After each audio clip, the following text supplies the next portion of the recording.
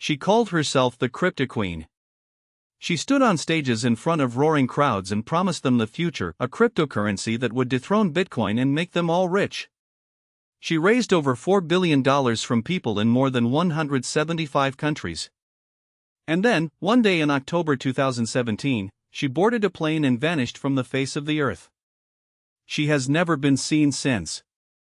Her name is Ruja Ignatova, and she is on the FBI's 10 most wanted list. Ruja Ignatova was, on paper, exactly the kind of person you'd trust with the future of money. Born in Bulgaria, raised in Germany, she had a PhD, had worked at the prestigious consulting firm McKinsey, and could command a room in several languages. She was polished, brilliant, and magnetic. In 2014, she launched OneCoin, pitching it as the next great cryptocurrency revolution.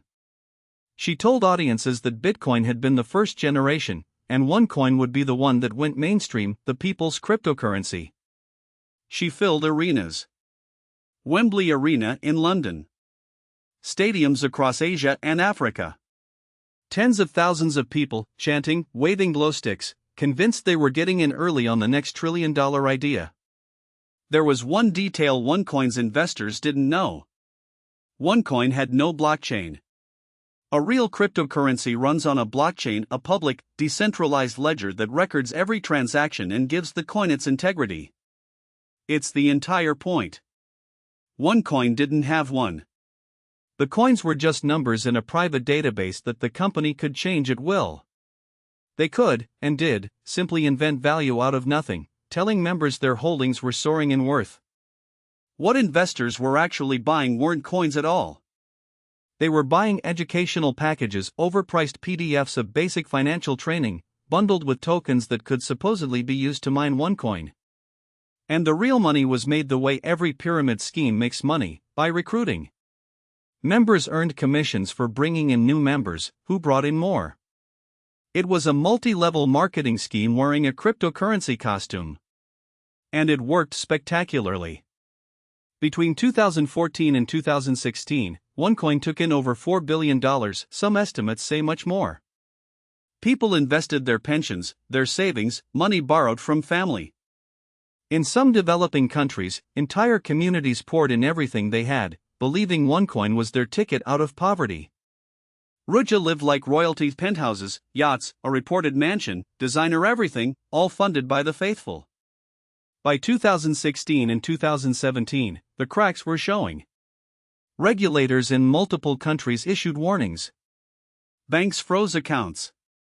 Skeptics and journalists, most notably the BBC podcast that later made her infamous, began publicly dismantling the OneCoin story.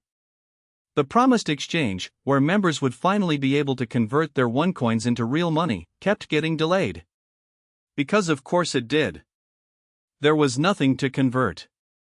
Ruja could feel the walls closing in. American investigators were building a case. An arrest was coming.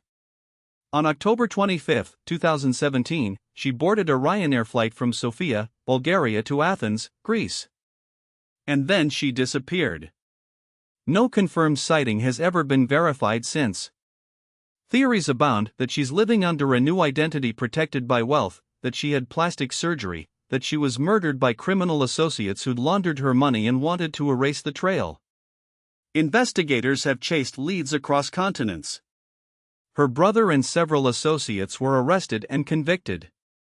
One co-founder cooperated with the FBI. The organization was dismantled. But Ruja herself and most of the $4 billion was never found.